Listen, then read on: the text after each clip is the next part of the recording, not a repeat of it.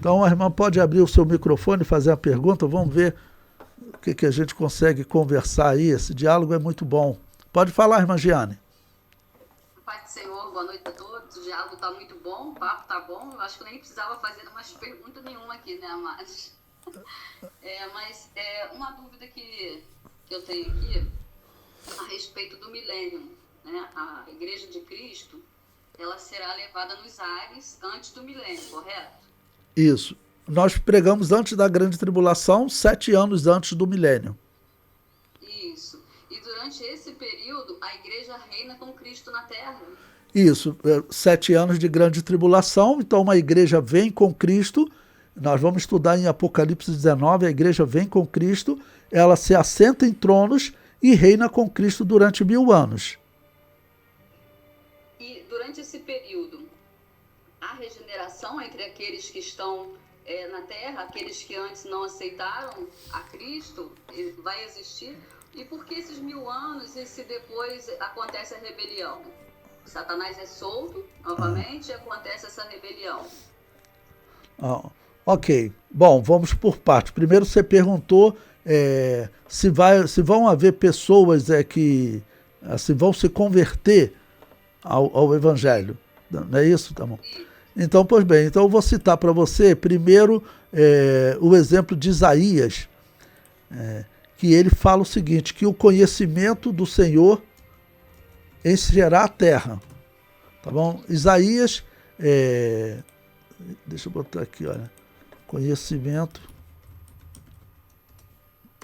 Isaías capítulo 11, versículo 9. Não se fará mal nem dano algum em todo o monte da minha santidade, porque a terra se encherá do conhecimento do Senhor, como as águas cobrem o mar. Você pode pegar esse texto de Isaías 11, Isaías 9, ele está falando do reino de Deus, ele está falando do milênio. Isso é um consenso entre os intérpretes, tá bom? Ele está falando do milênio. Então, o milênio ele é descrito como um período de grande conversão. Isaías 35 também vai dizer que as nações eles vão subir a Jerusalém para adorar o Senhor, né? Adorar Jesus, ok? E vão pedir aos judeus para que os judeus ensinem a eles a servir a esse Deus. Por exemplo, nós vemos que o mundo está sendo preparado para isso. Hoje, Israel é a única nação democrática que diz que existe um Deus que reina sobre eles, ou seja, não é um Estado laico. O Brasil é um Estado laico. O Brasil diz o seguinte, nós não queremos ter um Deus reinando sobre nós. Ok? É o que o Brasil, vamos dizer, prega quando ele se diz um Estado laico. Israel, como um Estado teocrático, você veja, é um Estado que é muito mais abençoado do que o Brasil. Um Estado pequeno, bem menor que o Brasil, e é assim muito mais avançado tecnologicamente. Então, é claro que você dizer que existe um Deus que reina sobre você, isso é significativo. Então, o conhecimento do Senhor vai encher a terra. Como? Os reis vão falar, o mundo vai falar, olha, o único país que diz que há um Deus que reina sobre ele, está lá sendo abençoado. E realmente Jesus veio e mostrou que aquele outro era o anticristo, era falso. Então, vamos seguir, vamos subir a Jerusalém, porque agora os judeus eles também reconhecem Jesus como Salvador e vamos cultuar Jesus com os judeus em Jerusalém, servindo a esse Deus. E os judeus vão nos ensinar a servir esse Deus. As nações que ficaram aqui, que faziam parte do exército do anticristo, que lutaram contra Israel, elas são descritas como se convertendo. Tá bom? Por exemplo, Isaías capítulo 14, Zacarias, acho que eu falei Isaías, desculpe, Zacarias capítulo 14 é um capítulo interessante. Ele descreve o fim da grande tribulação. O fim da grande tribulação. E a batalha, você pode ver a batalha como acontece, por exemplo, versículo 13, 14, vou ler o versículo 14. E também Judá pelejará em Jerusalém, e se ajuntarão em redor riqueza de todas as nações, ouro e prata e veste em grande abundância. Aí, versículo 15, tá bom? Fala das pragas, de como eles morrem. E aí o versículo 16, então as nações foram vencidas. Aí veja o versículo 16. E acontecerá que todos os que restarem de todas as nações que vieram contra Jerusalém, subirão de ano em ano para adorar o Rei, o Senhor dos Exércitos, e para celebrarem a festa das cabanas. Tá bom? Então, e prossegue no versículo 17, dizendo que aquele que não subir, ele não vai ser abençoado. Ok? A festa das cabanas é a festa dos tabernáculos. Essa festa dos tabernáculos, segundo até os rabinos e os cristãos também, como que elas interpretam? Seria aquelas 7 festas de Levítico 23, que seriam melhor chamado de 7 tempos determinados. A 7ª, a última, que é tabernáculos, todos os intérpretes, cristãos e rabinos, dizem que é o momento que Jesus está reinando, que o Messias está reinando sobre Israel. Os rabinos ainda esperam esse Messias, os cristãos, nós dizemos que esse Messias já veio, foi morto pelos judeus, mas um dia os judeus reconhecerão e aceitarão esse Messias. Tá bom? Então, esse é o significado. Esse texto aqui, ele está falando exatamente desse momento do milênio. Então veja que as nações se converteram. Elas subirão de ano em ano para adorarem o Rei, o Senhor dos Exércitos. E também o versículo que eu li de Isaías, capítulo 11, versículo 9. Se você ler esse capítulo 11, você vai ver que é um período, né, de grande bênção. De grande bênção. E vou te recomendar ler também Isaías capítulo 65, que descreve também essa conversão. Se quiser, abra aí na sua Bíblia, tá bom? Isaías capítulo 65, eu vou ler a partir do versículo 16, tá bom?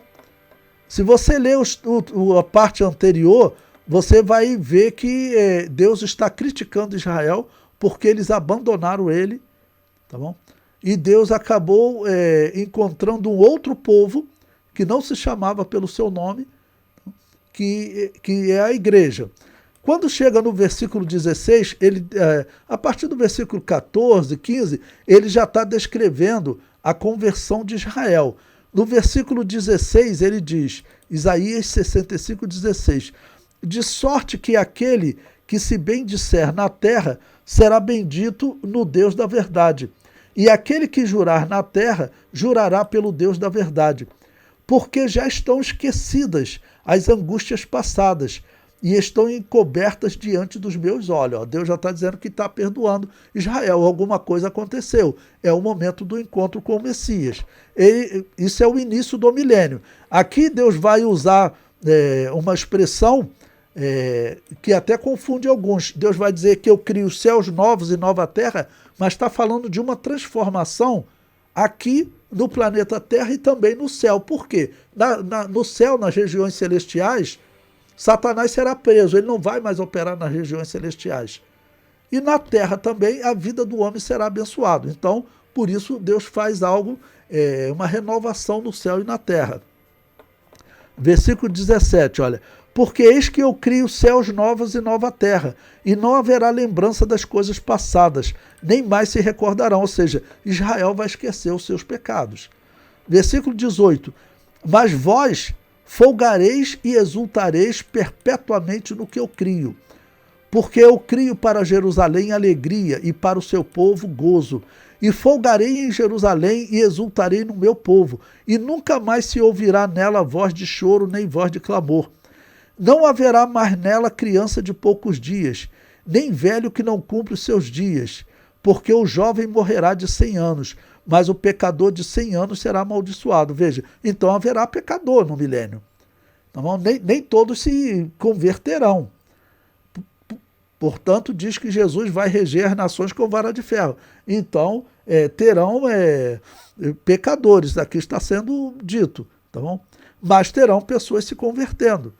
E aqui está dizendo que a vida será prolongada, né? Então veja que tem que ser um milênio, não pode ser a eternidade, porque aqui está tratando de pessoas morrendo, tá bom? Crianças, né, nascendo e velhos cumprindo seus dias, ou seja, a doença vai diminuir, tá bom? E diz que o homem de 100 anos vai ter a saúde de um jovem. O jovem morrerá de 100 anos. O versículo 21, e edificarão casas e habitarão, e plantarão vinhas e comerão seu fruto. Não edificarão para que outros habitem, não plantarão para que os outros comam, porque os dias do meu povo serão como os dias da árvore, e os meus eleitos gozarão das obras das suas mãos até a velhice. E não trabalharão debalde, nem terão filhos para perturbação. Olha, eles vão estar gerando crianças. Então veja, esse é o milênio. Esse é o milênio, um período, né, que o homem vai habitar aqui na terra, sendo que a igreja, irmã, ela está em corpos incorruptíveis. Então a igreja vai hoje na terra, durante o milênio, atuar como os anjos atuam hoje. Até no debate que eu fiz lá em São Paulo, exatamente sobre esse tema milênio, acabou que eu não tive tempo de responder para o opositor lá, que acredita que nós já estamos vivendo esse reino justo, que está profetizado aqui em Isaías e em Apocalipse 20. Todos os católicos e protestantes acreditam nisso.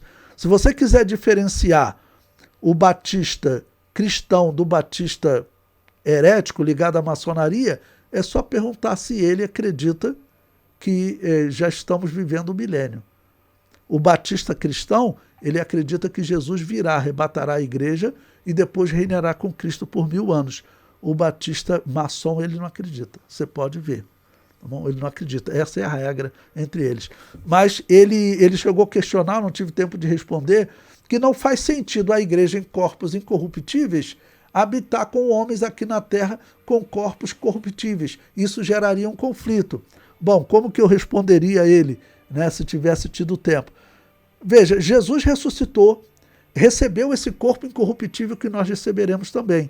E Jesus conviveu com os homens normalmente aqui por 40 dias e não teve conflito nenhum.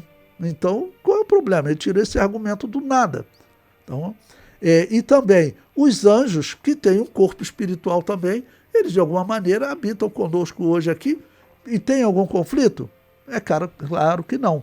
Tá bom? Então, a igreja poderá sim, tá bom, habitar com os homens que estão com corpos corruptíveis, porque isso aconteceu com Jesus. Jesus se reuniu com eles, ensinou coisas a eles. Então a igreja, ela vai atuar, Apocalipse 20, versículo 4, né? Ela vai atuar como reis e sacerdotes durante o milênio. Irmã, complementando isso, abra em Apocalipse capítulo 20, versículo 4. Esse texto ele é interessante, porque aqui você vê a igreja em 2 momentos. Tá bom, lembrando, capítulo 19, a igreja veio com Jesus, é o fim da grande tribulação. Aí o capítulo 20 é o início do milênio. A igreja que veio com Jesus, estava nas bodas do Cordeiro, veio com Jesus. O versículo 4. E vi tronos e assentaram-se sobre eles aqueles a quem foi dado o poder de julgar. Quem são esses? É Jesus e a igreja. A igreja que tinha sido arrebatada. Então você está vendo o primeiro grupo aqui, que é a igreja. Aí o versículo continua. Vai ver um segundo grupo. Tem uma igreja que já ressuscitou, já está em corpos incorruptíveis, assentou-se no trono com Jesus para reinar durante o milênio. Aí agora João vê um segundo grupo, olha. E vi as almas daqueles que foram degolados pelo testemunho de Jesus e pela palavra de Deus, e que não adoraram a besta nem a sua imagem, e não receberam sinal na testa nem na mão, e viveram e reinaram com Cristo durante 1000 anos. Ou seja, ressuscitaram e reinaram com Cristo durante 1000 anos. Quando que eles morreram? Durante a grande tribulação. Está sendo dito bem claro que eles foram degolados porque eles não quiseram adorar a besta. Quando? Durante a grande tribulação. Então tem uma primeira igreja que tinha sido arrebatada, participou das bodas do Cordeiro, do tribunal de Cristo, das bodas do Cordeiro. Início do versículo 4, eles se assentam em tronos para julgar juntamente com Jesus. E o segundo grupo, que é específico, eles foram mortos pela besta durante a grande tribulação. Eles ressuscitam também e reinam com Cristo durante 1000 anos. Tá bom? Então, respondendo, vai ter conversão? Com certeza, porque se diz que o conhecimento do Senhor encherá a terra, então terá conversão.